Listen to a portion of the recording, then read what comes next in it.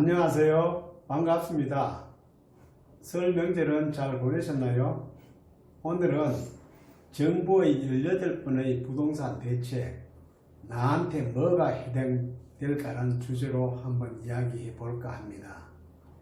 18번의 부동산 대책, 나에게 뭐가 해당될까요? 18번의 부동산 대책, 나에겐 뭐가 해당될까? 자, 유주택자의 경우에만 해당이 됩니다. 첫째로, 주택을 그대로 보유한다. 둘째로, 주택을 매도한다. 세 번째로, 주택을 추가로 매수한다. 자, 그러면은 주택을 그대로 보유한다는 경우에 대해서 한번 살펴보도록 하겠습니다. 주택을 보유하면 보유세, 즉 재산세와 종부세를 내야 합니다. 세금의 기준이 되는 게 공시가격인데 원래 큰 폭의 상승이 예정되어 있어 특히 유념해야 합니다. 기존 공시가격은 보통 시세의 70%를 넘지 않았습니다. 지난해 기준 공동주택의 공시가격 현실화율의 68.1%, 단독주택은 53%였습니다. 정부는 이를 올해 최대 80%까지 끌어올릴 계획입니다. 특히 시세 9억 원 이상 공동주택이 주요 대상입니다. 현재 대부분의 주택은 시세 9억 원 미만입니다. 이들 주택은 올해 공시가격이 시세 변동률 수준으로 오를 전망입니다. 다만 시세가 크게 오른 강남권 일부 단지나 시세 9억 원 이상 공동주택은 공시가격과 보유세가 크게 오를 것으로 보입니다. 자, 두 번째로 가장 중요한 부분, 주택을 매도하는 경우입니다. 요거는 다음에 이야기하기로 하고, 세 번째, 주택을 추가로 매수하는 경우부터 말씀드리도록 하겠습니다. 정부는 다주택자의 투기 수요를 차단하려 합니다. 그런 만큼 유주택자의 추가 매수는 여러 규제가 적용됩니다. 당장 시행되는 조치는 전세 관련 대출 규제입니다. 1월 20일부터는 실거래가 9억 원 초과 1주택 소유자는 전세 대출이 금지됩니다. 또 전세 대출을 받아 9억 원 초과 주택을 사거나 다주택자가 되면 대출을 해석키로 되어 있습니다. 전세 대출을 지렛대 삼은 소위 계획투자를 막자는 조치인 거죠. 기존에 갖고 있던 주택이 가격 상승으로 고가주택이 된 경우도 전세 대출 연장 등이 안 됩니다. 다만 정부는 고가주택 보유자가 자녀 교육이나 직장 이동 등의 실수요로 주택 소재 지역을 벗어나는 경우 외적으로 전세 대출 보증을 허용키로 했습니다. 2주택 이상 보유자는 2018년부터 대출 보증 이용이 전면 금지된 상태입니다. 주택담보대출의 경우 투기지역, 투기과열 지구의 1주택 소유자는 1년 내 기존 주택을 처분하고 전입하는 조건으로만 주택담보대출이 가능합니다. 다주택자는 신규 구입용 주택담보대출이 전면 금지된 상태입니다.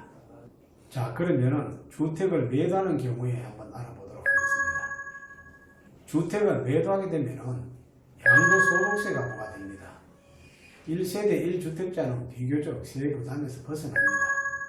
실거래가 9억 원 이하는 요건 충족 시 또 비과세가 또 적용됩니다.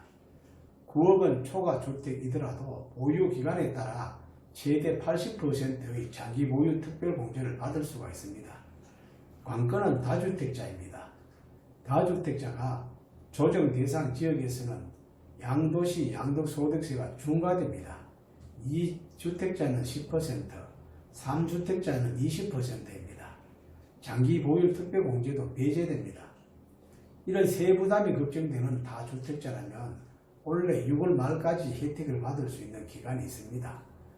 정부는 조정 대상 지역에 10년 이상 보유한 주택을 양도하는 경우에 한해 양도소득세 중과를 배제하고 장기 보유 특별공제를 적용키로 했습니다. 기한은 올 6월 말까지입니다. 자, 그런데 강남을 잡겠다는 정부 관료들은 집을 팔기는 팔았어요. 어느 것만 팔았겠습니까? 강남 집만 쏙 빼고 지방에 있는 집들은 다 팔았습니다. 청와대 정부부처 고위공직자들은 상당수가 다주택자들입니다. 그래서 노영민 청와대 비서실장은 청와대에 있는 비서관들을 포함해서 관료들은 다주택을 정리하라 이렇게 또 지시도 했습니다. 윤한기 부총리도 정부 관료들 다주택자에 해당되는 사람들은 1주택만 남기고 다 팔라고 했습니다. 그런데 팔기는 팔았어요. 또 팔라고도 뭐 예준대가 있는 분들도 있고요. 그리고 지방권은 다 팔았다는 이야기입니다. 그래서 시민단체들은 조금 안 좋은 이야기를 하고 있습니다. 고위관료들이 오히려 서울과 지방의 양극화에 앞장선다 하면서 좀 질타하는 소리도 들렸습니다. 예. 고위공직자 중 상당수 관료가 2주택 이상을 보유한 다주택자들입니다.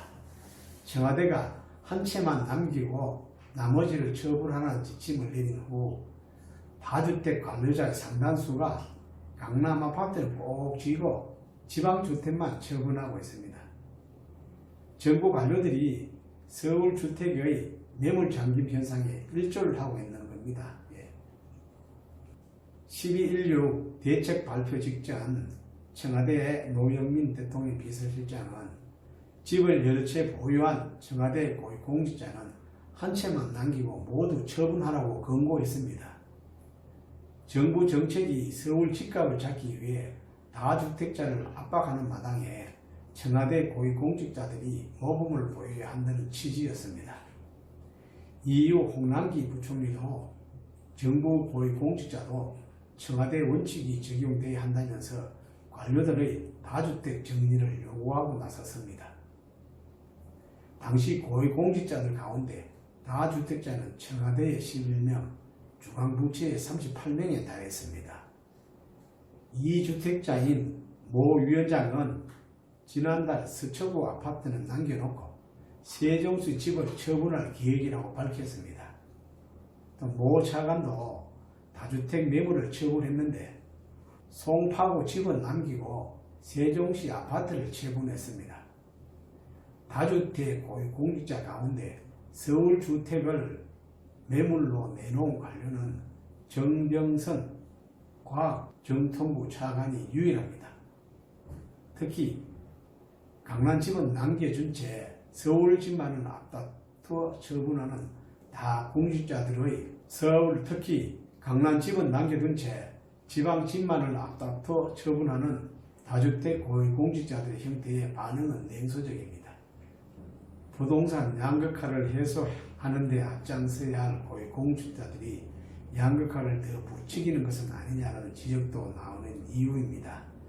사회 지도층에게 도덕성을 요구하면서 솔선수범하라고 얘기를 하는데 지도층에 있으면서도 도덕성보다는 경제성을 더 추구하다 보니까 아무래도 받아들이기는 좀 힘든 모양이죠. 어쨌든 간에 부동산 시장 양극화 해소에 앞장서야 할 공직자들이 다주택 처분 권고에 등 떠밀려 양극화만 더 부추기는 건 아닌지 진짜로 진지한 성찰이 필요해 보입니다. 네, 오늘 제 이야기는 여기까지입니다. 감사합니다.